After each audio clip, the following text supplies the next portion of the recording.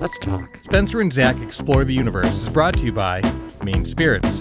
Learn more about the delicious spirits they bring into the great state of Maine and what you can make with them at mainspirits.com, on Instagram at Maine_spirits, or download their app for your smartphone. Stay tuned at the end of the show for Happy Hour. Spencer and Zach Explore the Universe is also brought to you by Bull Moose, now open for safe distance shopping. Get all of your music, movies, gaming, books, and pop culture needs at Bull Moose, with dozens of locations peppered throughout Maine and New Hampshire, or shop from home at bullmoose.com. Also by State Theater, Portland, Maine. Though State Theater is closed for concerts at present, they are still working to bring you the best music entertainment in the comfort and safety of your home. Visit statetheater.com for more information, show schedules, and merchandise. And by the Maine Music Alliance, a Maine-based nonprofit dedicated to the preservation of Maine's independent music venues. Learn more and donate at mainmusicalliance.org. And by Sun Tiki Studios, a top-notch rehearsal and performance space on Forest Avenue in Portland. Though closed for concerts for the time being, Sun Tiki Studios is open for safe distance rehearsals. Learn more and book time at suntikistudios.com. Nice. Let's make a drink to start the show here on Happy Hour, brought to you by Maine Spirits. We're in Luxardo month, so we're going to make another Luxardo cocktail, or a cocktail that features Luxardo. Maraschino liqueur. Sorry about the mouth noise there. It's over. We're moving on. Today we're going to make a Mezcal Last Word, a variant on the last word, a variation of the last word. So let's get our tools together. We're going to need a shaker, a bar spoon, a jigger, a strainer, a paring knife, and a coupe glass. For ingredients, we're going to need mezcal, related to tequila, but not actually tequila, smokier in flavor. We'll need the Luxardo maraschino liqueur, and green chartreuse, and some lime juice. So let's build this drink. In a shaker full of ice, combine the following: 3/4 of an ounce of mezcal, 3/4 of an ounce of Luxardo maraschino liqueur, 3/4 of an ounce of green chartreuse, and 3/4 of an ounce of lime juice. I love it when these drinks are even. It's easy. It's just to put the same amounts of all the things in the thing and stir it, pour it out, and drink it. Thanks for coming out. Tasty, tasty. You're going to stir until cold and strain into a coupe glass and garnish with a lime wheel. Please to enjoy this variation of the last word cocktail featuring mezcal, but also featuring this month's featured feature, which is Luxardo. This has been Happy Hour, brought to you by Maine Spirits. You can learn more about what they provide here in the state of Maine, which is all the liquor, at mainspirits.com. You can download their app for your smartphone, or follow them on Instagram at Maine_spirits. And as always, we implore you to drink deliciously and responsibly.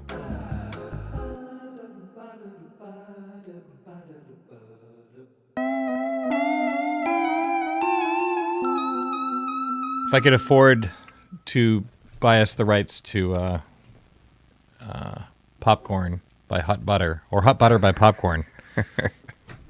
I've actually never ever known the which way that is. Is the song Hot Butter or is the song Popcorn? Let's figure this out right now. All right, let's get to the bottom of it. And while I figure this out, if you haven't heard this song, you probably have heard the song. You just don't know that you've heard the song. Hot. The song is Popcorn. Okay. So I mean, that's really kind of setting yourselves up for like, you know, like what if like you and I had a band that was called like Ribs, and the name of our band was Barbecue Sauce. like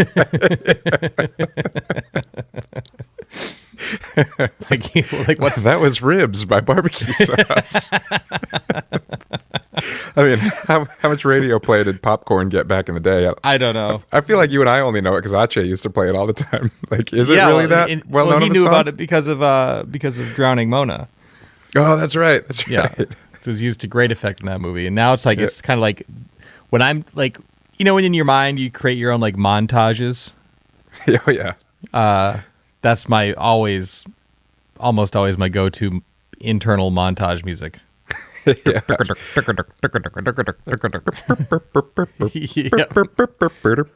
definitely like my. Yeah, that's right. We might have to pay for it if you go any further. Yeah, that's definitely like the time passing montage, or like the time lapse montage, I think. Yeah, but it's got action to it. It's like, it's like a light caper. Yeah.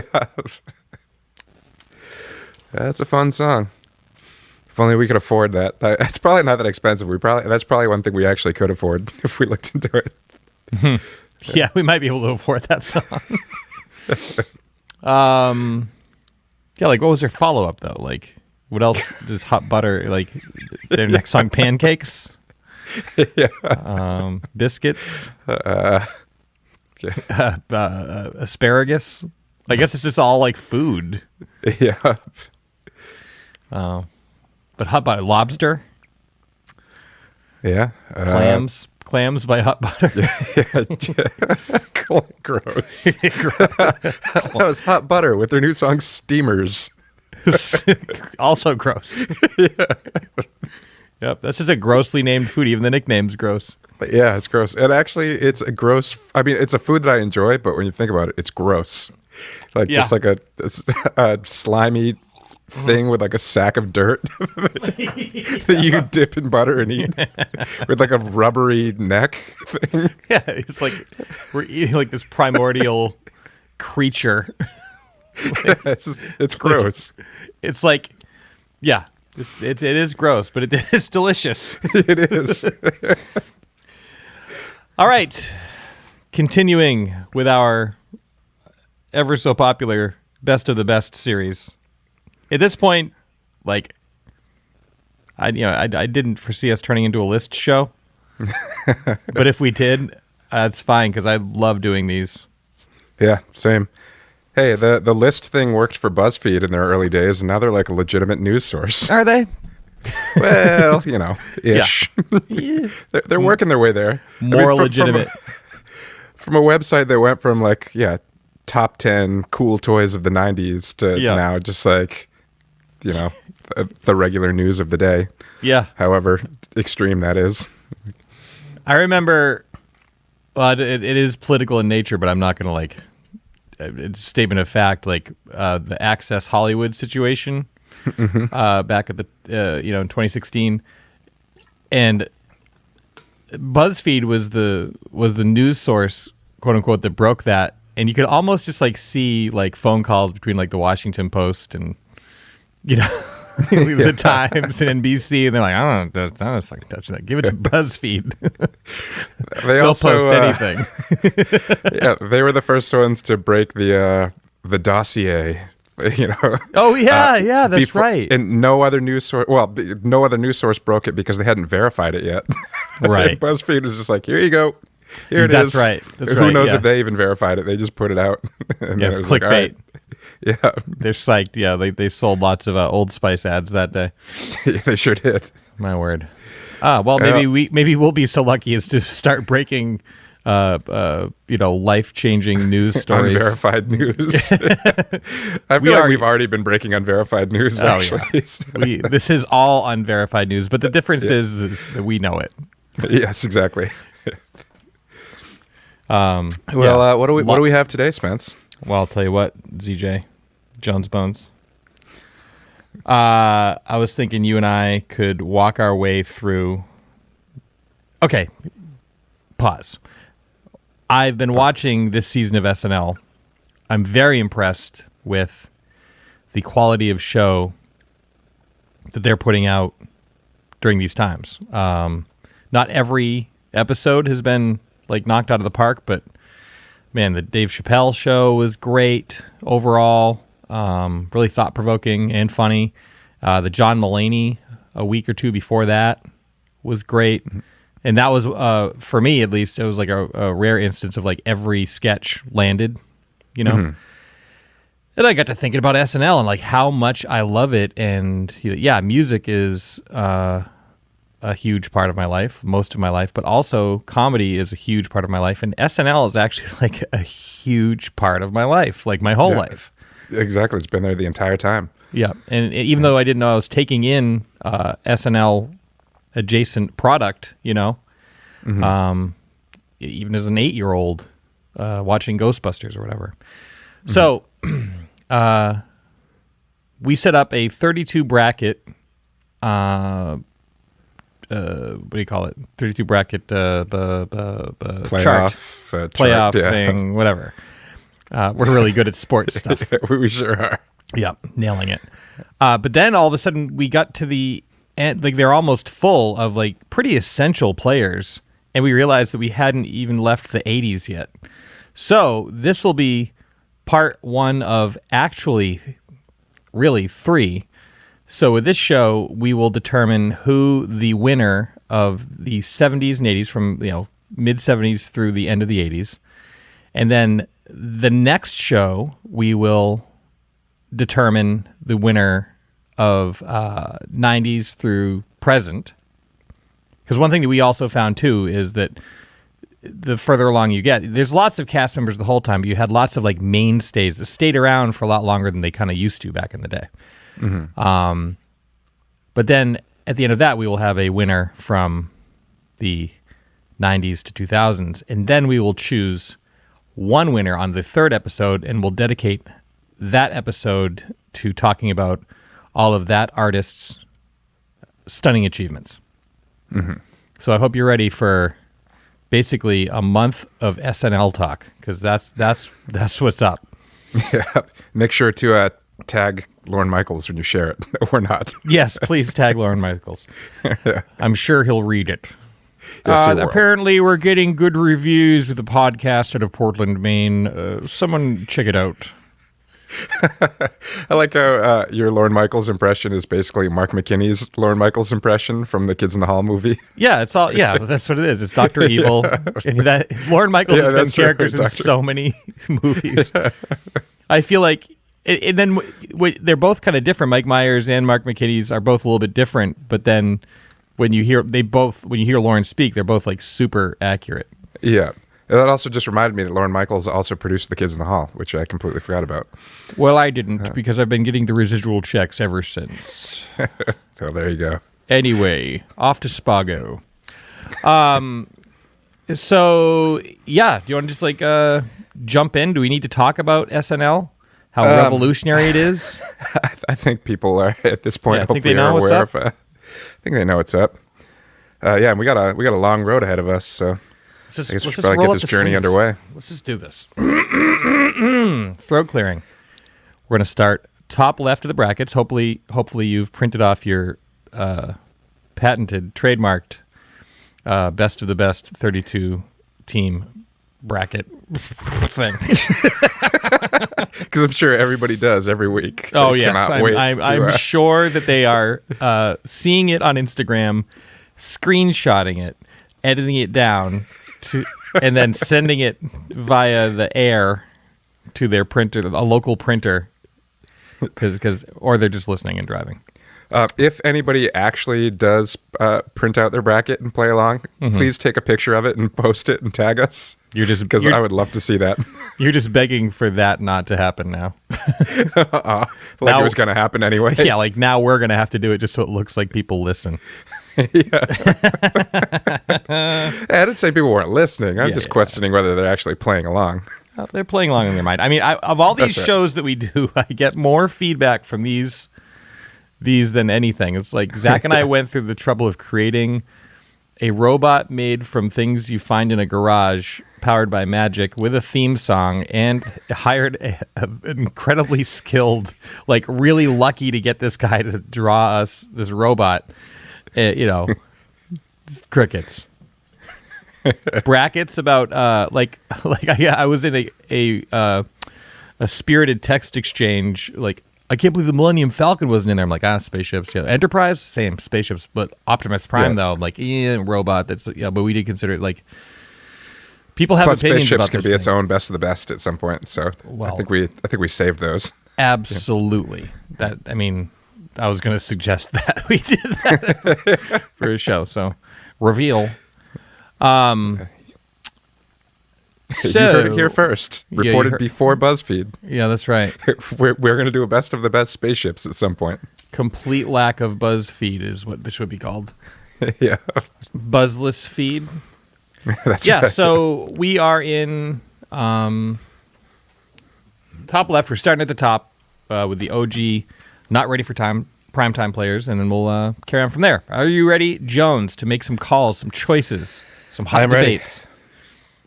Let's do First up, Chevy Chase, Bill Murray. In normal, like this, either of these guys could be, final contenders, but instead we've just matched them up right off the start, right at the start. Well, that's another thing too. Is we should say that we tried to match people up appropriately and accordingly to like era or like kind of like style comedy. We like it didn't make sense to put say like Daryl Hammond up against Dennis Miller. They have two different modalities, right? Mm-hmm. So anyway.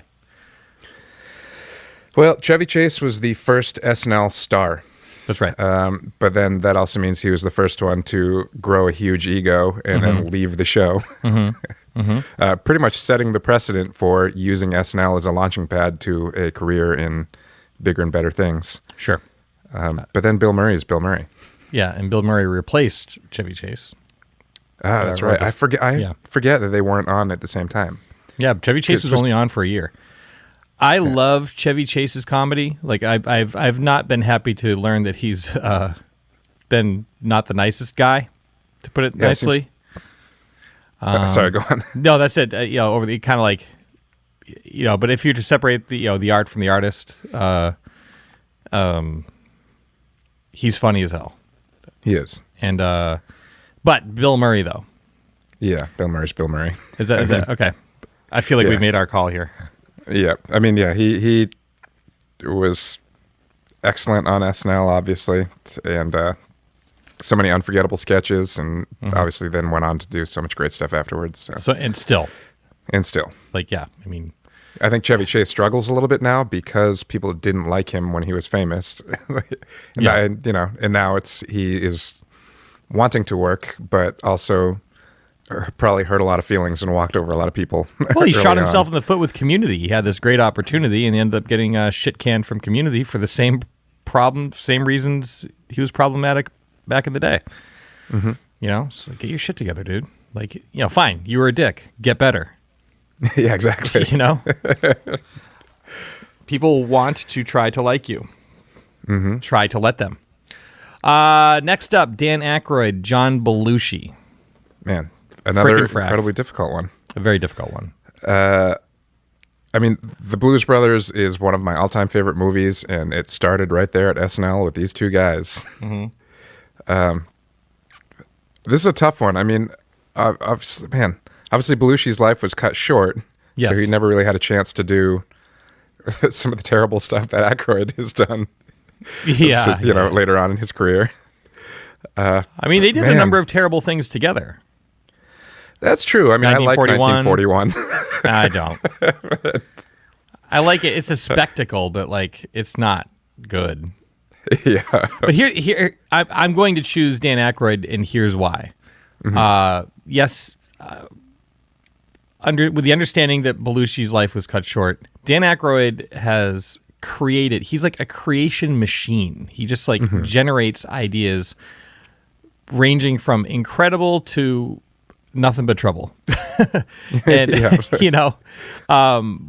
but man, like he's just like invented worlds and universes, and like I think his contributions to the overall canon of comedy are like, because without you could say like without Belushi there wouldn't be the Blues Brothers, but I feel like definitely without Aykroyd, because I feel like he was probably Aykroyd the writer. Introduced Belushi to the blues music. I mean, that's like where he got excited about it. Like without Aykroyd, there's no Ghostbusters, there's no Blues Brothers. Yep. Spies Like Us. Yeah. There's a myriad movies that he's involved in. Just the idea, man. He's just a great idea guy. And he was brilliant on SNL, obviously. Like, playing like the Jimmy Carter. Yeah. Was it barrel shaped? When he's talking like the presidential address, where he's taking call, like a town hall style, and he's taking calls from citizens, and he talks the guy down who's on a bad acid trip. Yeah. All right, took some orange sunshine, Jimmy. You have some orange slices? Put on some cool music. Also, it's just like the sleazy salesman. Like, there's so many sketches where 76. Bag of glass. Jane Curtin. Or there's one where he's both the I think he's doing the AM and FM radio stations at the same time, or like rock and roll radio and AAA radio at the same time. So he keeps going back and forth between like the soft spoken guy and like the rock and roll guy. Like, Yep, an exercise in like split personality disorder. Yep. Are we in agreement on Aykroyd? Yes, we are. Aykroyd. Dan. Okay. Still in the OG cast here with another hard choice. Two legends, Gilda Radner and Jane Curtin. This is a tough one. I guess also like Belushi, Radner's life was also cut short, not fortunately, but different reasons. I guess she didn't, Belushi's downfall was much of his own doing. I think, self-destruction. Self-destruction, yeah. Yeah. I love Gilda Radner so much. She is so funny, and like, just you can tell. Like, there's some celebrities you don't want to meet. Like, I don't know if I want to meet Dan Aykroyd, honestly. But I would love to have been able to hang out with Gilda Radner. She just exudes kindness, and her characters are always so funny, and she's like great with physical comedy too. Todd and Lisa Loopner. Todd. This is a tough one because the female cast members in the early SNL were not given a lot of room to breathe, and Jane Curtin has been very outspoken about that actually more recently. I can't remember if she wrote a book or if just in interviews and stuff like that, talking about how John Belushi actually told her that he didn't think women were funny. So like it was apparently a very stressful environment for them, and also they just the material wasn't written for them. But I think, obviously Jane Curtin was involved with the original Weekend Update and kind of point was counterpoint. Able to flex her muscles there. Yeah, exactly. Like wherein Jane Curtin eloquently lays out an incredible dissertation on why her point, and Dan Aykroyd just name calls. I'm not going to repeat it, but it is hilarious. But it is context. fucking incredible. But Gilda Radner definitely found, I think, more opportunities to establish herself as a character actor, and definitely left herself with, I think, more memorable characters. Obviously, Jane Curtin's most famous character is probably Primat Conehead, right? Oh, sure. Yeah. Yep. I mean, she was like the OG, super dry. Super dry. And then, she went on to be relevant, through the 90s even on television. Yeah, Third Rock from the Sun. That's right. She was a regular on that. So, it's a tough call because, like you said, they weren't given a lot of space, but they still both managed to punch through it and make, a great impression, both of them. But I personally would give it to Gilda just because Gilda's just magic. I'm with you on that. I think maybe just also because Gilda Radner found a way to sort of work so closely with Bill Murray and characters they just had a great chemistry together and found themselves in a lot of sketches together. Yep. Totally. All right, we're moving up a little bit. We're coming up from the 70s into the 80s. And the next one, actually, I'm going to stop saying another great lineup here. They're all great lineups for the most part. Martin Short and Billy Crystal. Yikes. So I can't remember what year this would have been, but basically, there's that spot in the 80s where Lorne Michaels left SNL for a while, and there was a different producer, a different showrunner. And even though there were a lot of talented cast members, it was just not funny, and the ratings were sinking. I believe that was 80 through 85. That sounds about right. But there was that moment where they were just like, we need to do something to save this show. And basically, Martin Short and Billy Crystal both came in as mid-season ringers. They were both on SCTV, and somebody probably went and, I don't know if they were bought out of their contracts or how that works, but somehow basically the two funniest, two of the more hilarious SCTV guys were stolen from SCTV and brought to SNL to kind of save the day. And they both did an excellent job. I think, and they brought over some of the characters they're doing. I think Martin Short was already doing Ed Grimley on SCTV, and he brought that to SNL. And of course, was Billy Crystal doing Hernando? I'm not sure about that, actually. Was it Fernando's Hideaway? Yeah, that's right. You look marvelous. Billy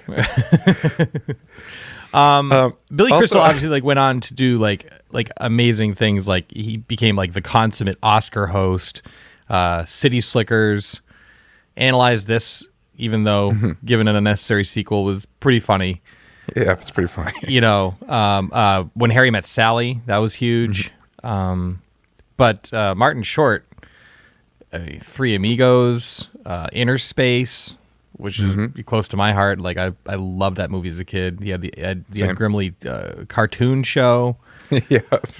Father of the Bride. Like, I mean, anytime he and Steve Martin are in a room together, it's like, have you seen their Netflix special? Like, I still haven't watched that. I can't believe it. I can't believe I've let this much time go by. It is so good. It is. I mean, it's just waiting there for you. It's just wholesomely good entertainment. It's awesome. It's so how funny. can it not be? Like, I know. Those two geniuses. Well, it could. I mean, technically, it could. Like, sometimes things like this like look great on paper, but they crumble under their own weight.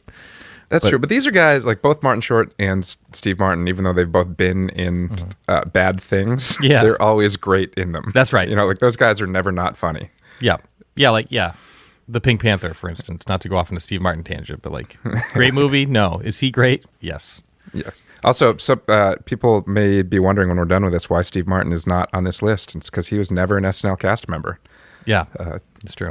It's true. There are some though people he was on SNL all the time back in the day. That's right. He's the hosting most, probably, right? Probably. Or is that Alec Baldwin at this point? Well, yeah, at this point, it's tough to tell because they bring back so many regular people. Right. But he's the OG recurrent, like, regular. Yeah. I mean, Carlin was in there at the beginning. Anyway, I digress. Martin Short. Also, Jiminy Glick is a great character. Yeah. I personally would just, no disrespect to Billy Crystal, because he's hilarious and great, and treads that line between acerbic and heartwarming. But Martin Short is just for me, just like exudes like a wild genius. I agree. I'm always happy to see Martin Short on screen. Yeah. And also, real quick before we move on, I know you and I have talked about this before. But I feel the need to bring it up again. Is Billy Crystal in blackface on SNL? Yeah, doing his Sammy Davis Jr. impression, right?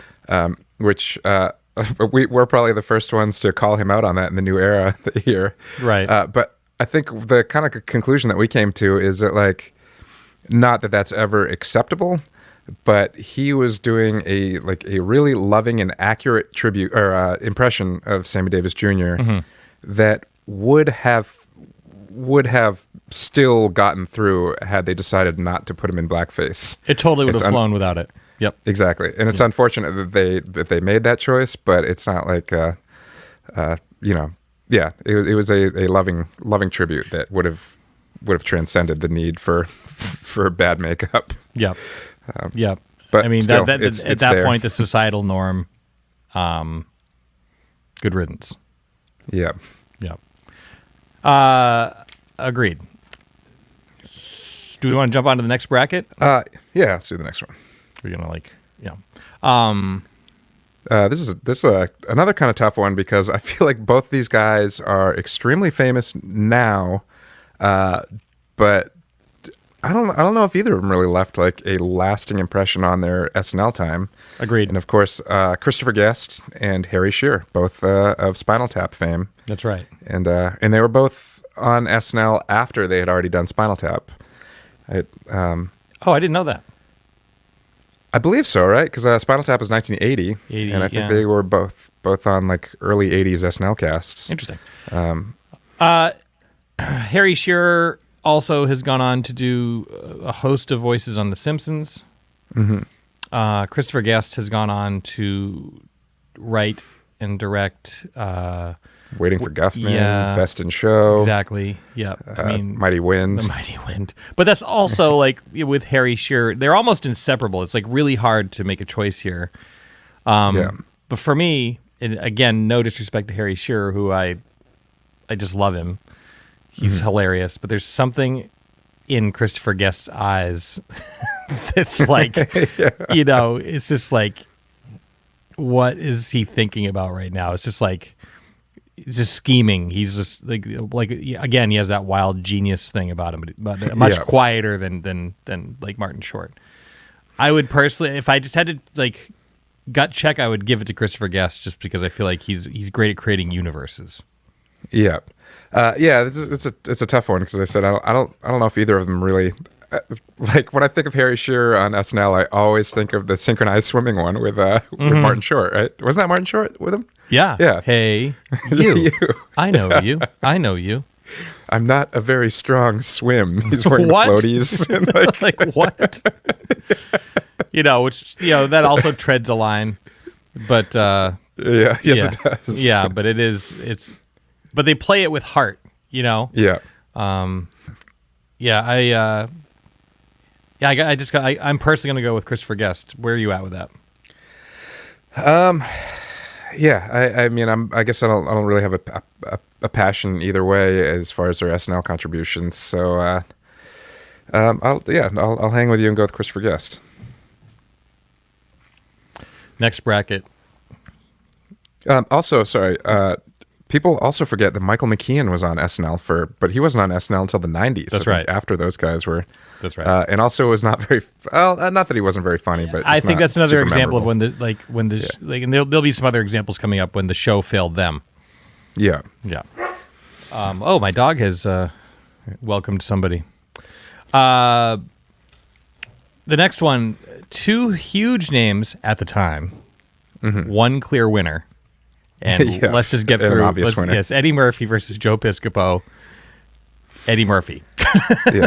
I mean, Eddie Murphy is widely credited with saving SNL in the 80s. 100%. Like they were on the verge of being canceled. And Eddie Murphy, at 19 years old, joined the cast and was basically the funniest thing that anybody in the world had ever seen. But Joe Piscopo was the only member of that cast, or not the only, but one of the few members of that cast that could hang with Eddie Murphy and play off him really well. Yep. Yeah, he was good, but he's not Eddie Murphy good. No, he's not Eddie Murphy. Like, not even by a long shot. But his, like when they did Sinatra and Stevie or Gumby and Pokey and those guys did a lot of great stuff together. But I feel like Piscopo is always in support of Eddie Murphy's hilarity. Yeah. Joe Piscopo is a strong performer, but Eddie Murphy is a creative genius. Exactly. And I'm sure we're going to talk more about Eddie Murphy later. I'm sure we will. That's right. Getting into kind of the era where I was really starting to watch SNL, John Lovitz versus Kevin Nealon. My God, I love both of these people so much.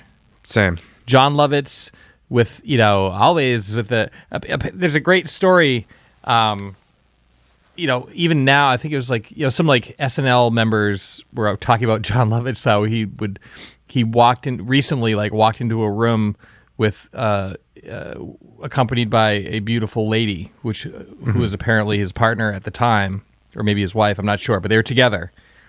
And he doesn't address his former coworkers, But he just looks at them and says, "Jealous?" And I just he's kind of like a one-note song in a way, but man, I like that note. So it's a great note. Satan. Master thespian. Acting. Thank you. Pathological liar. Yeah. In fact, I invented that. He's just so great at, I don't know, just being John Lovitz. Yeah. I mean, that sketch with him and Tom Hanks when they're on the cruise ship talking about how the ladies won't pay attention to them. Hello. And goodbye. My face is just too wide. My eyebrows come together in the most unappealing way. And my hairline can't be helping either. Incredible. But then you've got Kevin Nealon, Hans and Franz, and the kind of take on Barbara Walters. I forget the name of the guy, but he's like a interviewer who won't stop until he makes his guest cry. He also used to do like earnest movie reviews of pornography. I found myself interested, very interested, very interested, and then suddenly I lost interest.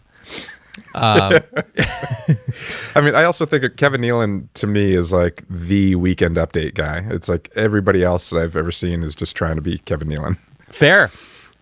Well, I mean, some would say Dennis Miller, like who was Weekend Update before Nealon.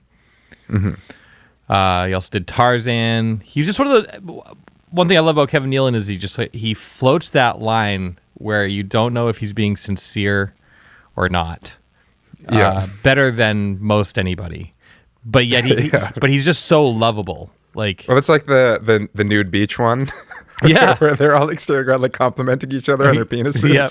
Hey, Doug, small penis you got there, huh? Yeah, I know. Like that kind of. I mean, Kevin Nealon must have been involved in writing that because like just the dry delivery of just an earnest discussion. Hey, that's the opening line. Hey, Doug, how's your penis? Like what? It's fine. It's Matthew Broderick was host on that one, I believe. Yeah, that's right. I would give it to Kevin Nealon out of the two of them. See, I'm actually feeling Lovitz. I mean, All I know right. We had to disagree at some point. Yeah. I mean, John Lovitz, like even just the sound of his voice makes me laugh. Like before he even says anything. See, I feel the same way about Kevin Nealon. It's just like watching him, anticipating him saying something. Like I can't wait for what it is. Should we go to the tiebreaker coin, which is still I think so. Because I also loved John Lovitz's the cartoon, The Critic. Oh, yeah. And I loved that they drew The Critic to kind of look like John Lovitz, too. Yeah, it was so good. Yep. All right. Heads, it's Lovitz. Tails, it's Nealon. All right. It's Lovitz. Woohoo! I win again. Yeah, you really have the lock on the coin toss. Doesn't make any sense since it's not me. Like I could be cheating. You can't see me. Like I could be cheating. I guess too. you could be cheating in my favor. That's true. Which would make me so kind. It would. Next up, Nora Dunn, Jan Hooks. The Sweeney sisters. I mean, they were great together. Sweeney sisters. That's right. Yeah, like you had Bill Murray as the lounge singers, like probably the OG version of that, but then they kicked it up a notch and just had this routine with the wigs and the dresses and the fake laughs and stuff. Yeah.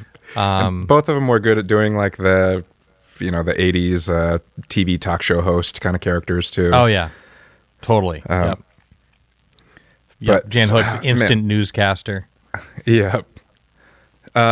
I love Jan Hooks. Like when I was a kid, I used to watch SNL reruns every day after school on Comedy Central. Yeah. And I was like literally in love with Jan Hooks. Like she's so hilarious. And like this sounds crushy.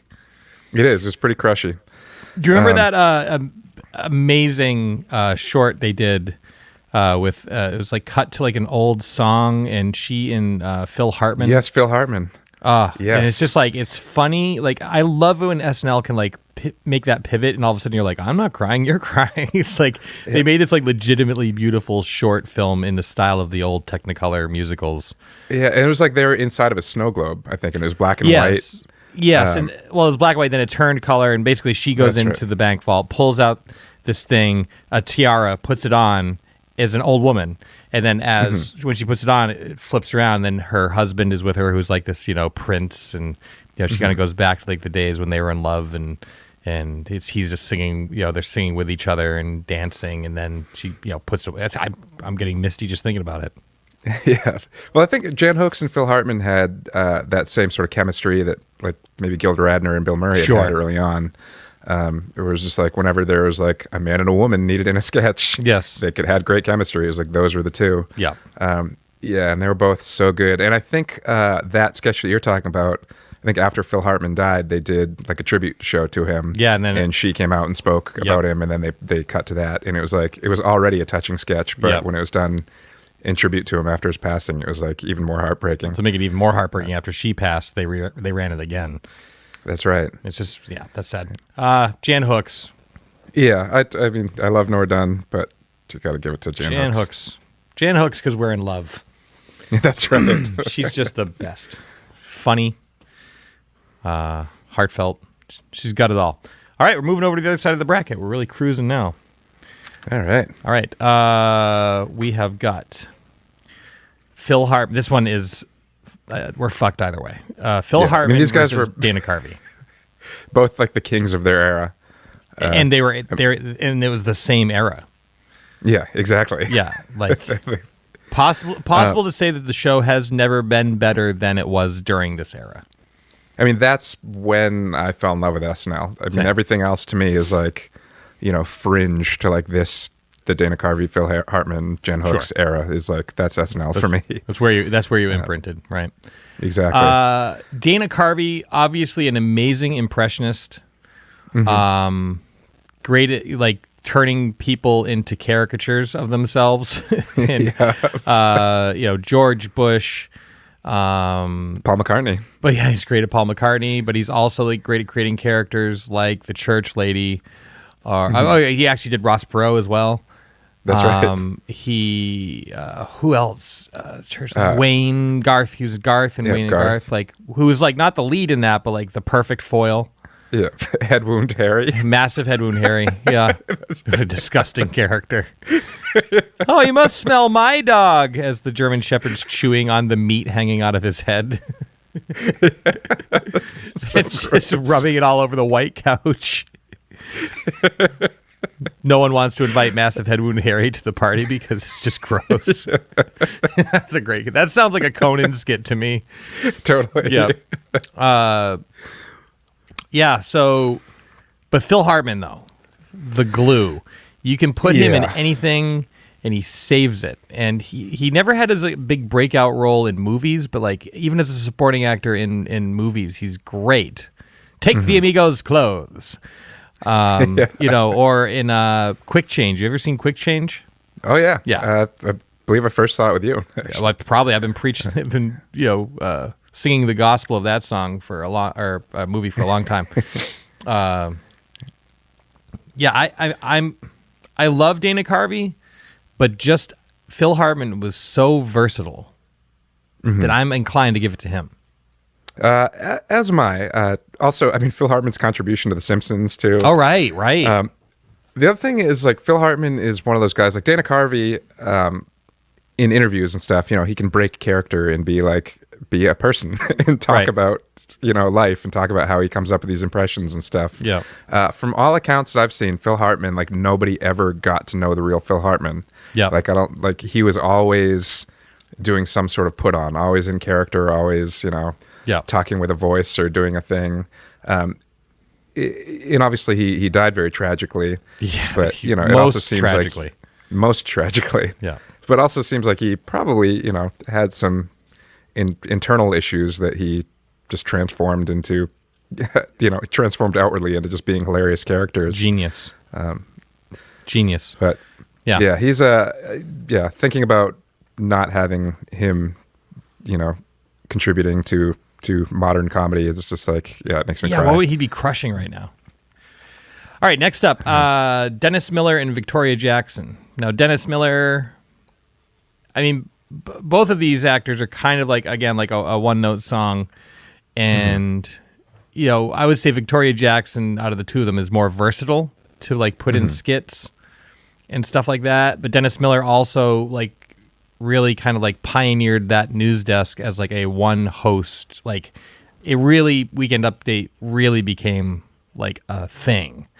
Effectively kind of like what we know it to be now when, it has like a theme song. And I mean, I'm sure it did before and everything, but it's just really kind of, or maybe it's just that was the person where, imprinted on me as the host. But just like, he's obviously like very smart enough to like make a joke about like some like obtuse artist, It's not like it's a Matisse hanging around, like, but like also it's just like, it's just always that and only that. Yeah. And I think, he was more anchored to the desk than he was ever like, I mean, he was in sketches, but not as much as, he was just kind of the Weekend Update guy, right? Yeah, but he was. I mean, he was in the "How's Your Penis" sketch. That's right. He stepped out from the desk once in a while as they needed him. Victoria Jackson was always good to put in a skit as like either like the innocent victim or as the seemingly innocent person who would say ridiculous shit. Yeah, and she just had that kind of mousy voice too. That was kind of her thing. Yeah. I don't know. I could go either way with this one. What do you think? I mean, I'm leaning toward Dennis Miller. I think just because some of his Weekend Update bits definitely stick out to me. Yeah, for sure. Like he even had didn't he have like he had his sign off too? Like that's the news and I'm sticking to it or something like that. Yeah. Or like, I can't. Yeah, and then that's the news, and I'm out of here. Something, whatever. Yeah. All right. Next up, another couple of well-paired legends were creeping up closer to the 90s. David Spade and Chris Farley. Again, like probably the Belushi and Aykroyd of their time. Mm-hmm. Both funny together, funny on their own. David Spade is still funny. I'm sure Chris Farley would still be funny if he were with us. Yep, like John Belushi, self-destructive behavior cut his life short. Just horrendously unhealthy. Yep. I love David Spade. I think he's really funny, but I mean, I feel like I mean, Chris Farley is just huge. He's a mountain. He is. And yeah, I mean, Chris Farley is like from everything, from like the physical comedy to just like the way he delivered lines, and like I don't know why it just popped into my head the one where he's it was one where they go to like a killer whale show or something like that, and you just see the audience, and it's him and George Clooney and why am I blanking on the woman's name? I guess. But yeah, basically, like Clooney and Farley are both trying to impress. Wait, why is it Anna Gasteyer? Her name escaping me? No, it was. It would be earlier than that. It was earlier than that. Yeah. Julia Sweeney. We talked about it. She was in Reality Bites, I believe. Oh, Garofalo. Garofalo. That's right, Janine Garofalo. Yeah, so it's George Clooney and Chris Farley both trying to impress Janine Garofalo. Yeah. But Chris Farley said, and the killer whale's name is like Wendy or something like that. And the announcer's like, the darling Wendy is about to start her show. And Chris Farley sits down and is like, I hear that Wendy is a real darling. It's just the way he it's such a dumb line, but his delivery of it is so good. Yep. And of course, every time it splashes, he's the only one that gets soaked. You know? That's right. Yeah. Naturally. George Clooney remains dry and handsome. It's like, oh, come on. I mean, aside from like, what's his name? Living in the van down by the river.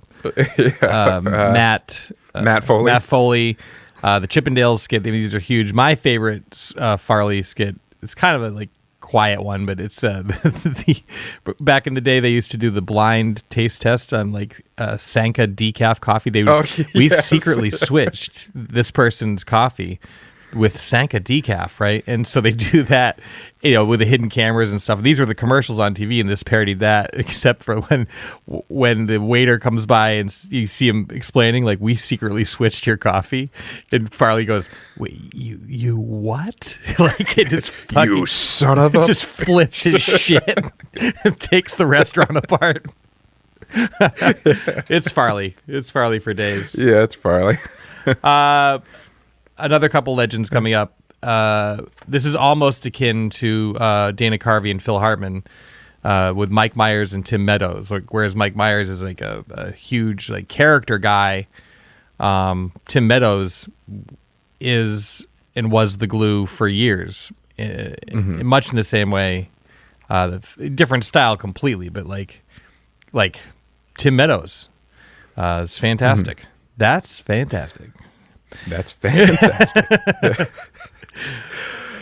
This is what, like, Tim Meadows was on the show. I think, I can't remember what was it, 13 years that he was on the show or something like that? I think or right 12 around there. He was a long running player, but like for all of the great things that SNL has brought to the table, one problem it has always had throughout its entire run until maybe recently is just diversity. Yep.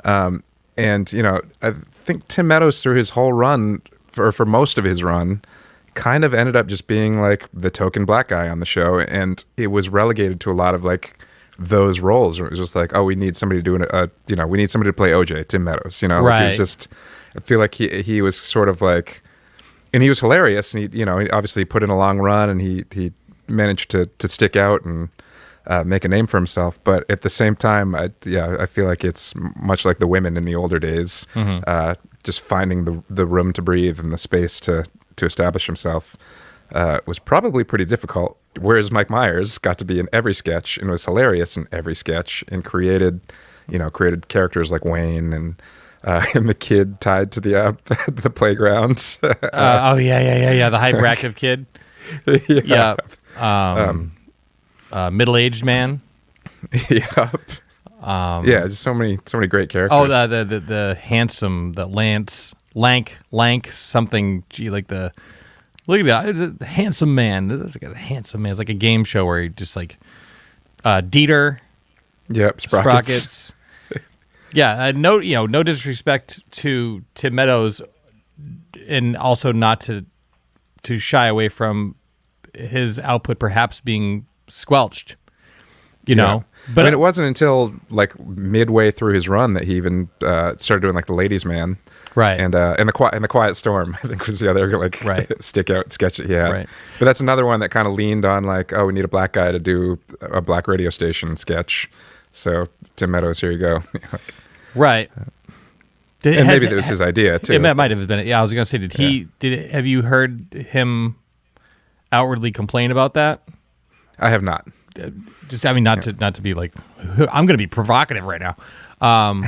Yeah, but maybe it's like a little bit of both. Like, it undoubtedly the cast of SNL has not been diverse until recently. But back in those days, Tim Meadows was a long-standing standout player. He was just reliably great. But I might just out of Mike Myers then going on to do Austin Powers, Wayne's World was a phenomenon. It's like still one of the greatest comedies of all time. I'd have to give it to Mike Myers. Agreed. Just one more comment on the lack of diversity on SNL. They have throughout the years done a handful of Star Trek sketches, and they always get the same Asian actor to play Sulu. And I'm not sure if he is one of the writers or if he's just like a friend of the show or something, but it was like... I know exactly the guy you're talking... I can see his face, but I can't... I've never known his name. And it's like through the years, like when Belushi was doing Captain Kirk in the 70s, they got this guy. When William Shatner was actually on the show, like in the late 80s, early 90s, they got that guy. And when Chris Pine was on it, like recently doing Captain Kirk, they brought got him this back. guy, and like they brought him back. And it's like, it's kind of funny, to look at the consistency of like the same actor throughout the decades. That's a long gag. gag. Sulu. That's a really long gag. But it's also like Star Trek in 1966 had a more diverse cast than SNL had throughout its entire run up until recently, that they had to lean on like that gag, and like almost as if they're acknowledging their lack of diversity, or just like, but it's like, it was only until a couple years ago they had an Asian cast member, right? Yeah. The first like full-time Asian cast member. Yeah. So I don't know. It's like the Sulu thing is funny, but at the same time, it's like, it's not funny because, I laughed because I saw only the funny part of it, which because I'm a huge fan of the long gag. Yeah, same. But yeah, true. I mean, by the time Chris Pine was on it doing Captain Kirk, I was like, I wonder. Think one thing we could put on the table here and just see it and acknowledge it is that SNL historically has had a problem with diversity, both in gender and race and orientation. And only until recently has that become a thing. Yeah. Right? Agreed. But, also, the cast is pretty rocking right now. Sure is. Which is why we're doing the show. This is why we're doing the show. So the next one, Adam Sandler, Rob Schneider. I feel like, I mean, this one is pretty obvious. Like, Yeah. Rob Schneider was funny on SNL, but he was also kind of a one-trick pony and still is, and Yep. is only relevant still because Adam Sandler puts him in his stuff because he helps his buds out. He sure does. He's like the Godfather from Manchester, New Hampshire. Yeah. Adam Sandler. He is also kind of a one-trick pony, but it's just a bigger pony. Yeah. Yeah. And it's a funnier trick. Yeah. So earlier, and these two should have gone in the brackets earlier, but I guess we're just too lazy to rewrite them. But speaking of the people that were kind of like overlooked, not overlooked, underutilized by a show. The show failed these actors because maybe it was the wrong time or the wrong writers, or it just didn't work, the wrong venue for them. And this is true for, you've got people like Michael McKean, you mentioned earlier. Chris Elliott was on the show. Mark McKinnon was on the show. Yep. But like it just wasn't like the right venue for them. These are people who are hilarious in other things, but it didn't work out. But Julia Louis-Dreyfus and Robert Downey Jr. were on the cast in the 80s. JLD and RDJ. Oh wow. Yeah, I think they were both on during that era where they like had to emergency call in Martin Short and Billy Crystal to save the show. It's like, yeah, you've got talent like JLD and RDJ in your cast. I think around that time, like I think Gilbert Gottfried was on the show around that same time. There's a lot Anthony of, Michael Hall. Yep. People that have like, I think that was Gilbert Gottfried before he'd established his Gilbert Gottfried character. Yep. But still, yeah, there was talent. Your there. Gilbert Gottfried sounded more like Red Fox. Sure. Joan Cusack was also on around that time. That's right. Like, yeah, talented people that just for some reason, I mean, the show just did not work. You can have a during that Ferrari, time. but if you don't know how to drive it, what's it matter? Exactly. Right. So this is a tough matchup, I think, for the same reason that Harry Shearer, Christopher Guest one was a tough matchup. Is like these are both beloved, hilarious people who went on to do great things, but didn't really like leave a lasting impression on SNL. That's right. But in the context of who they are, Bob Downey Jr. is hilarious, charming, Mr. Box Office, right? Yeah. Julia Louis-Dreyfus is way more fucking hilarious. Way more hilarious. She by a long shot. I mean, She's a goddamn national treasure. She made the remote DNC stuff this political season hilarious. That's right. Like the fate of our country is at stake, and she's making us laugh. That's right. She's the shit. Forever. Forever the shit. So JLD it is. Exactly. Yeah. Now the last four, there's kind of like a bit of a cross section with some people who are writers who are brought out to play occasionally characters, or then even more so, developed larger characters and were on the show as those characters. But they're kind of rare. They're kind of far and few between. And especially as you get into like the later area, the more recent ones, like the writers that are those people kind of end up being the head writers, and they take the desk at Weekend Update. And they're in skits here and there and stuff. But like we'll start with this one bracket. Al Franken, who is part of the OG crew, left during the Lorne time, was still away for a while, then came back in the 90s as a writer and an actor. A brilliant comedic writer. Stuart Smalley is a great character.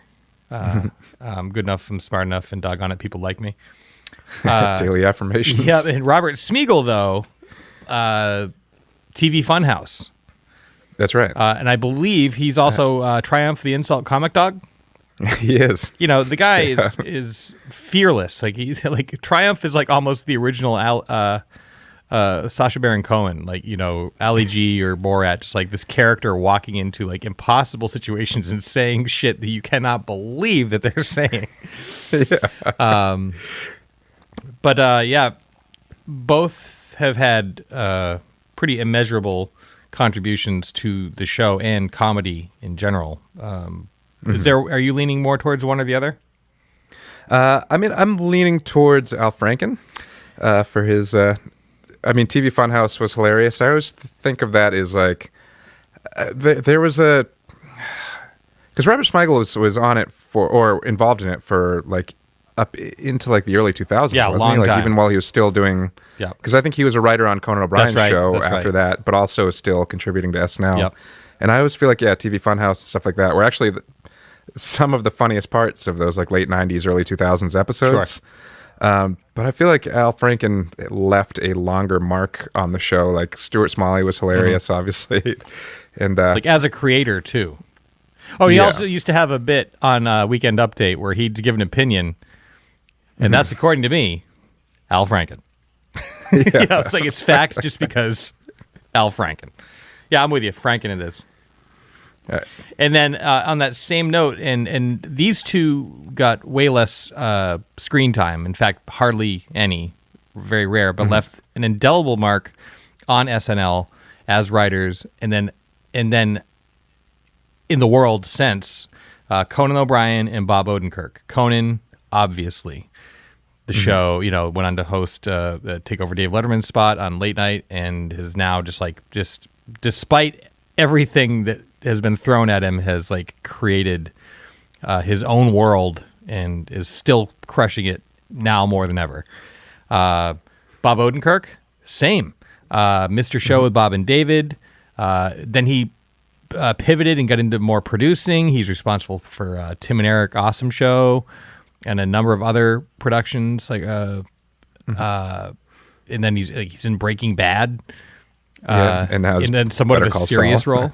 Yeah, Better Call Saul now, and the same character. But he's behind so much comedy, and then every time he's in front of the camera, he just fucking chews it up. He's incredible. Yeah, I don't like this choice at all.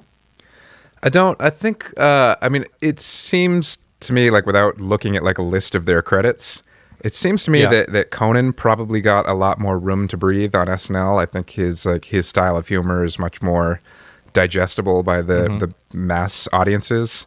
It seems also like Bob Simpsons Odenkirk never Conan. Exactly.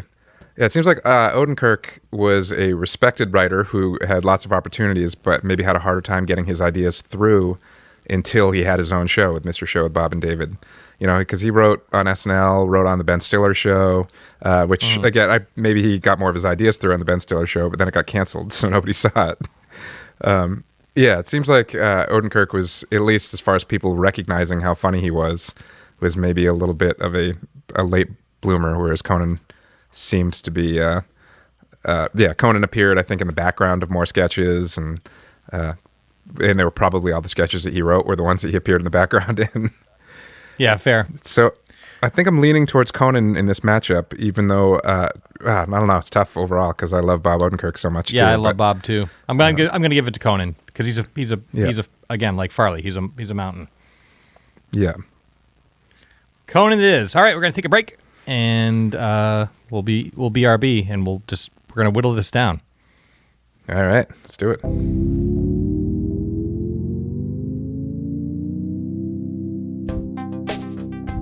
Hello, my friends. Zach Jones here with your Bull Moose Minute, and this week I would like to talk to you about Willie Nelson. That's right, Willie Nelson, an American treasure, fantastic singer, songwriter, great guitar player. And specifically, I want to speak to you about his album, Red-Headed Stranger. Red-Headed Stranger was released in May of 1975.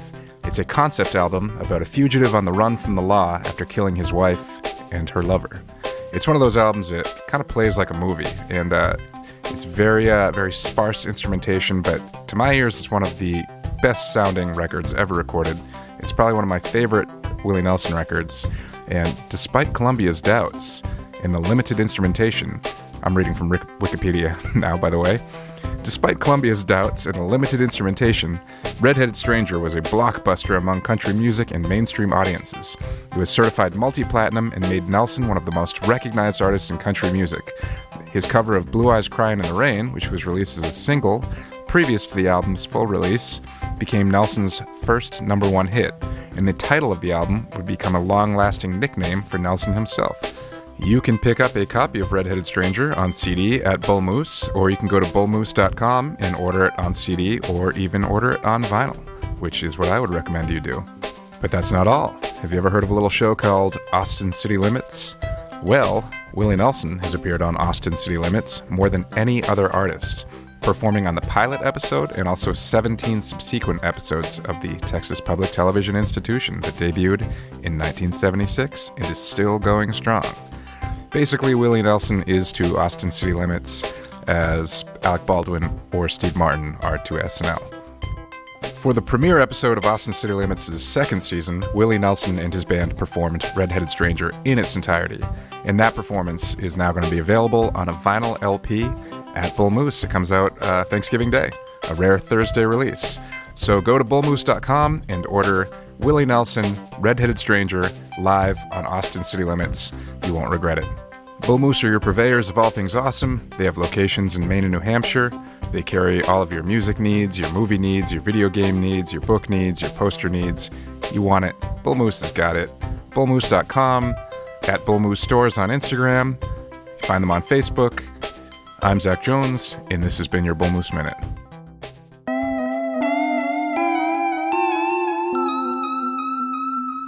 Then we're back. We all right. We've whittled 32 down to 16, and now over the course of the next amount of minutes, we will land on one, which is going to. There's going to be some tough choices here, so we're just going to have to roll up our sleeves and just it's going to be ugly. There it is. I think just looking at the first couple matchups, lean on intuition. I think more than logic. You just got to go with your gut. You got to go with your gut. Yeah. Yep. It's and because it's like really like any one of these people that have made like this bracket so far, like, but deserve their spot at the top. It's fine. Mm-hmm. Okay, Bill Murray versus Dan Aykroyd. Leaning towards Murray. It's Murray. It's got to be. Yeah. In fact, that line I just said is Bill Murray line. It's got to be. It's got to be.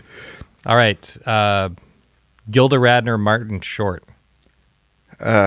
This one is so tough, but oh man, I said I was going to lean on intuition, and then I just had like a flip in that.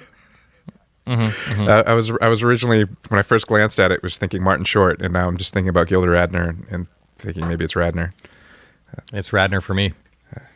I'll say this: I'm picking Gilda Radner, and I fucking love Martin Short. Yep. Well, I mean, I love Dan Aykroyd, but Bill Murray was there too. I do not. So. He's a son of a bitch. No, I'm just kidding. He's a son of a bitch. He's a son of a bitch. Moving down. The man who saved SNL versus a guy who people don't remember was on the show. Eddie Murphy again. Yeah. Eddie Murphy he's huge. Like, okay, so not only like did he save SNL, but like he had songs that were like on the charts. Like he's a fantastic singer, an incredible dancer. His stand-up is incredible. His characters are incredible. His movies are mostly good. I mean, Coming to America is like 5 stars. It's one of the funniest movies ever made. Yeah. That's right. I agree. And what else is there around that? Golden Child, not as great, but I'd still watch it right now. Come on. Yeah, I'd watch it. I'd watch Eddie Murphy like paint a fence. It's Eddie Murphy all day. Yeah, Christopher Guest, you're great, but this is an SNL list, and Eddie Murphy, you got to give it to him. It's Eddie Murphy. All right. My crush, John Lovitz versus yours, Jan Hooks. This is Jealous? so tough that I'm leaning to jealous. I'm leaning towards Jan Hooks. I'm leaning towards Jan Hooks too, because there are right. many notes to the song that she sings. That's right. And she also went on to star in Designing Women, which I watched every week. That's right. She's another one that like I always thought would have had a career that got much bigger than just roles on television. She was also on Third Rock from the Sun with Jane Curtin. Did I just talk out of my ass, Jan Hooks? No, I think you're right. Not that I remember watching Designing Women that much, but I think you're right. She was on that. I she was on Third Rock from the Sun. Yep. And she also appears briefly in Pee-wee's Big Adventure. Yeah. And she's the tour guide at the Alamo. There's no basement in the Alamo, Pee-wee. Yeah. Like, even that's hilarious. Yeah, dude. And then she's the Penguins campaign manager in Batman Returns. All right. Well. Yeah. Wow.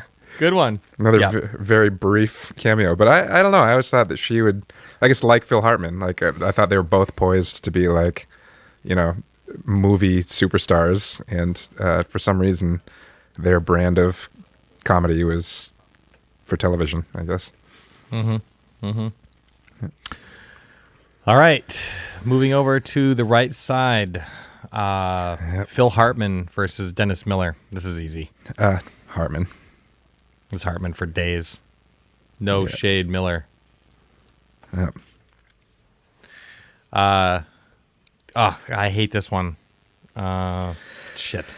Chris Farley, Mike Myers. Mike Myers. Yuck, but I'm feeling Farley.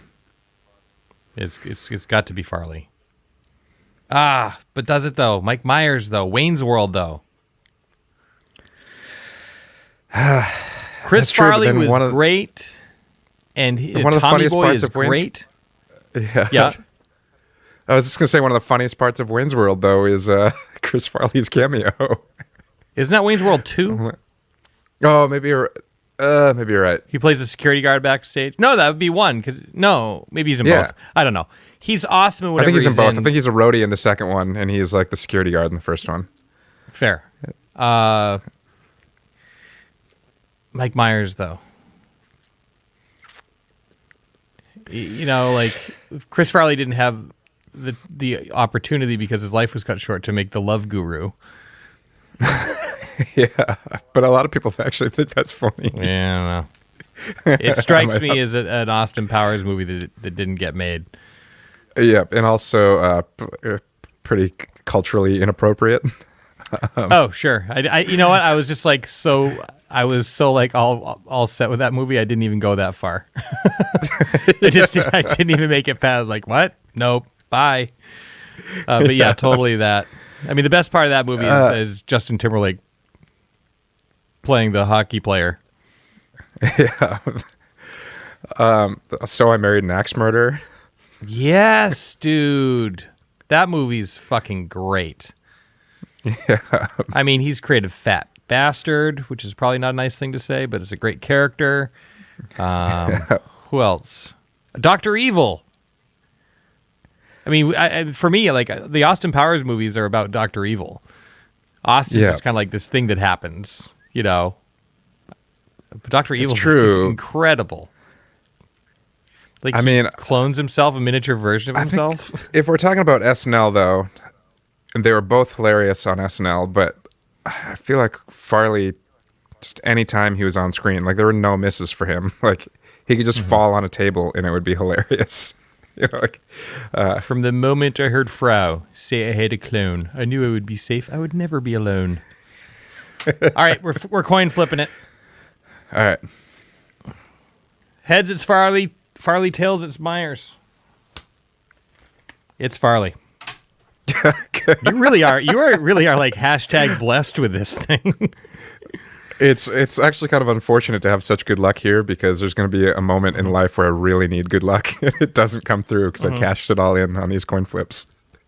Adam Sandler versus JLD, Julia Louis-Dreyfus. Julia Louis. I love JLD, but SNL, I think it's got to be Sandler. If we're talking about best SNL cast member in the context of only SNL, or are we kind of doing like with the car show where we kind of like actually do like consider their superpowers? That's true. You know, here's the thing: I've heard nothing but nice things about Adam Sandler. By all accounts, he is a great guy, and he can occasionally pull off a really good turn. Like in Punch Drunk Love. Every now and then a good, He's got some Uncut dramatic Gems. chops he breaks out. Yes. But other than that, I feel like it's this and doing this.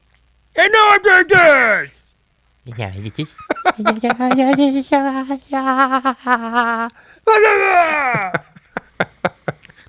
It's exactly that. It's those two things. You nailed it. Yes, he's not as textured as your JLD. No! That's for sure. No. I'm giving it to JLD. Even though she had an unsuccessful run on the show, I think that her superpowers supersede, personally, her maybe lack of success in the context of SNL. Yeah, that's fair enough. You've won me over with your argument. It's JLD! I can do quiet Sandler. I can't do yelling Sandler. Sandler is not afraid to just put out anything too. Like, he puts out, like, for every movie that you see and find hilarious, he puts out 9 movies that you didn't see. Oh my God. Yeah. And not like, good. Yeah. Yeah. Yeah. His track record is not, it's spotty at best. Yeah. But he again, really shines what at do I know? times and was definitely like a monster on SNL. But yeah, in the grander scheme of things, the bigger like cultural contribution to comedy and just good material in general, I think goes to JLD. Yeah, I think so too. Al Franken and Conan O'Brien. I think I got to go with Conan on this one. Yeah. Me too. I mean, obviously, Franken swung into politics and had a pretty good run there before his ungraceful exit from that game. But Conan, still hilarious, still churning out good comedy. Yep. All right. We're back off the top left, and it's not going to get any easier, bud. It's really not. No, it's not. Bill Murray, Gilda Radner. Mm-hmm. Where do we go? It breaks my heart to say this, but I got to go with Bill Murray on this one. Yep. Yeah, I'm with you. And it's maybe unfair because he had a longer time to because there was a period of time he had like a dip in material for sure. Mm-hmm. Like it went downhill after a certain point, like after like Scrooged, Ghostbusters 2. It just dipped. It definitely dipped in like the late 90s through the 2000s until which point Wes Anderson was like, actually, why don't you be awesome over here? Rushmore is I was just going to say, he kind of found a new voice. Like, instead of being like the outrageous guy, he was now all of a sudden the dry delivery guy. Right. Right. And it works for him in his older age. Yeah. It does. But then, Carl and Caddyshack, come on. Yeah. The slob. Gilda Radner never had a chance to like establish that beyond, very far beyond SNL because she didn't live that long. Yeah. I mean, mid late 80s, I think. That sounds about right. Yeah. So I'm going to Bill, are we in agreement, Bill Murray? Yeah, it's a tough one, but Bill Murray. Eddie Murphy, Jan Hooks. Well, I mean, I think this might be the moment where I have to go against my crush and give it to Eddie Murphy. That's what just happened for me in the last round. Yeah, it's Eddie. It's Eddie. Just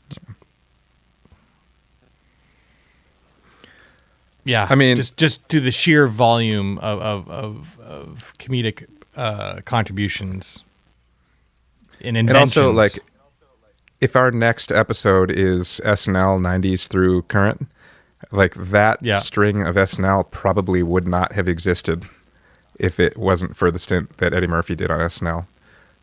That's right. Like he pretty much saved the show. He kept it going at a time where it was on the verge of being canceled.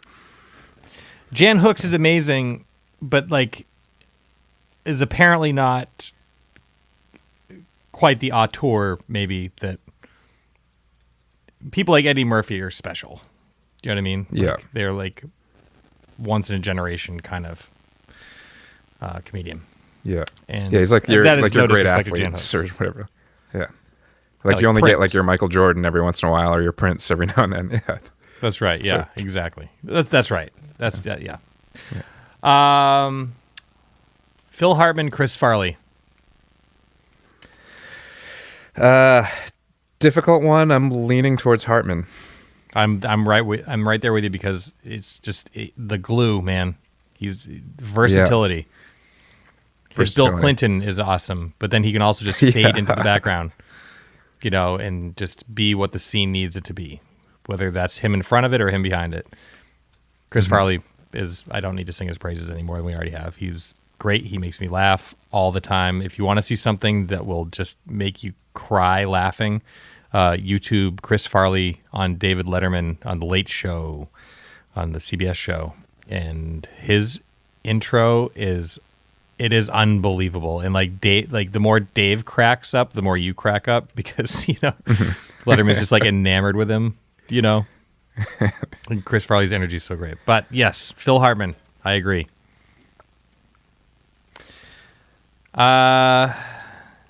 JLD Conan. Man, yeah, not this. See, this is an interesting matchup because both of them were not. They didn't make names for themselves public facing on the show, really. Exactly. And they've both become superstars since then. Yes. So let's talk about it. Let's just put it on the table. Elaine in Seinfeld, the vice president in Veep, handful of movies. There's that remake, I think it was a French film that she and Will Ferrell just did last year. I intended to see, didn't because it kind of tanked. Christmas Vacation. I don't know, Todd. No. Why is everything wet, Todd? I don't know, Margot. Oh, yeah. But then Conan, when he came into his own on his show, when it was late night, great. Obviously, got fucked around with The Tonight Show. The TBS show, good. I love the podcast. I think that this is my favorite version of him. I know he's an institution. I would say that they're both aging like fine wines. Agreed. Their careers keep unfolding into new and excellent territories. Because they're both geniuses. Yeah, that would do it. Yep. Fuck. I don't know. I might coin toss. I don't know this either. one. I'm fine with that. Coin toss. Yep. I'm happy with either winning, and I'm sad to see either go. Same. Heads, it's JLD. Tails, it's Conan. It's JLD. All right. Alrighty. Now we gotta do the sub bracket. Bill Murray versus Eddie Murphy. Man, that's incredibly difficult. But now I find myself leaning towards Eddie Murphy. I'm going to go with Bill Murray. And I'm going to go with Bill All right. Murray because here's why. They both had huge booms following their SNL, right? They were huge on SNL and then huge after SNL. Although Eddie Murphy inarguably had larger box office than Bill Murray, post 80s, I would say Got a pretty serious dip. the quality of Eddie Murphy's work overall, even though I really like Dolomite Is My Name, but overall, the quality of Eddie Murphy's work has not fully returned to form in the way that I think, inarguably, you could say that Bill Murray's has through his work with Wes Anderson, Sofia Coppola, Lost in Translation. God, what else has he been in recently? His turn in Zombieland is great. Yeah, I mean, anytime he's on screen, and also, like, yes, Beverly Hills Cop, but then I'll say like Ghostbusters. But how about Groundhog Day? Quick Change is a huge Stripes. I think that overall, Bill Murray has a stronger overall career track record than Eddie Murphy. Yeah, that's probably, I mean, as far as like, films go, you're right. Like after the 80s, Eddie Murphy had a pretty big drop off. I mean, he had a big comeback with the Nutty Professor movies, which are absolutely hilarious. But then he was doing I always things thought like, those were kind of flat. Like they're to me, their parts are funny. Their parts I still quote, but like overall is like, I don't know. Like, and I'm not trying. I haven't trying to win an argument here or anything. I just like that's just like my reaction to like the Nutty Professor. I haven't like, revisited them lately, but I remember laughing so hard it hurt every time I watched those back in the day. But then he's like, he definitely struggled after that. There was like a couple like dramatic turns that went well for him, like Boomerang. He was nominated. Boomerang. I guess he did have a little bit of a resurgence around that time. Boomerang. Oh, you know what he's great in is Gentleman. Bowfinger. Bowfinger is great. Yep. He was nominated for an Academy Award for Dreamgirls. Oh, right. Which it's a pretty good movie as I recall, and he was definitely great in it. But also, like, his stand-up is some of the, like, though some of it is like dated now because of the definite political incorrectness of a lot of it. Sure. Was pretty groundbreaking, and so even though sometimes you feel bad laughing at some of it now because it's definitely offensive by modern standards. I don't know. I think he like kind of revolutionized comedy in the 80s and saved SNL while he was at it, and was a box office star. And I don't know, even his recent turn on SNL was hilarious. Oh yeah, no, that was a great hosting spot. And one of the best episodes of SNL overall in a long time, alongside the John Mulaney episode, I would say. But these guys are both like comedy, superstars. Like they're like from another planet. Good, I guess. But I don't know. I'm still leaning towards Murphy here. We're coin tossing it. Heads, Murray. Tails, Murphy. And it's heads. I finally won one. All right. Well, I'm not super disappointed. I would not have been pissed if Eddie Murphy won. Yeah. At all. Phil Hartman. JLD. Julia Louis-Dreyfus. Yeah. JLD. JLD. Yeah, I mean, when you mix in the overall lexicon for work, it has to be. I mean, she's part of one of the biggest cultural phenomenon in pop culture history. Yeah. I mean, on one hand, I feel like Phil Hartman didn't get the opportunity, but on the other hand, like, even when he was still with us, I think we discussed it earlier, how he, for some reason, even though he was the funniest guy in the world on SNL and stuff like that, and he was funny in the movies he appeared in, he never just had that next phase of his career. JLD it is.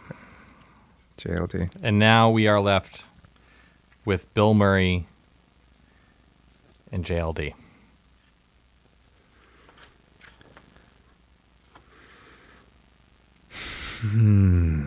Now, what do they both have in common? They were both on SNL, though one could argue that Bill Murray's stint on SNL was more successful through no fault of her own, was on during a time when it just wasn't as good. The writing wasn't as good. Were they both involved post-career in cultural phenomenon? Yes. Yes. Huge. Both huge. Did they both have a resurgence and have a second huge impact? Yes. I am going to lean towards Bill Murray because his body of work overall just means more to me personally starting at age 8. And that's just kind of where my head's at. I am in the exact same boat. No disrespect, JLD. In fact, all the respect to JLD. Bill Murray. Bill Murray. Today's winner, folks, Bill Murray. Next week, tune in because we're going to talk about the 90s to now, and we'll come up with a winner there. And as we said at the top of the show, we will talk. We will choose the winners of both of these brackets overall in a third episode, wherein we will focus on the careers of the career singular of the winner of the overall brackets over 2 episodes. This is our first three episode story arc, ZJ. That's right. Yep. All right. Cool. Wow. Well, Yeah, very cool. yeah, there's a lot of incredible fallen soldiers on this field here. There sure are. There sure are. All right. Well, All right. until Nice work. next week, sir. Until next week. Godspeed. And to you, my good man. Spencer and Zach Explore the Universe is brought to you by Maine Spirits, Bull Moose, State Theater Portland, Maine, Sun Tiki Studios, and the Maine Music Alliance. This show is a Mistakes Were Made production.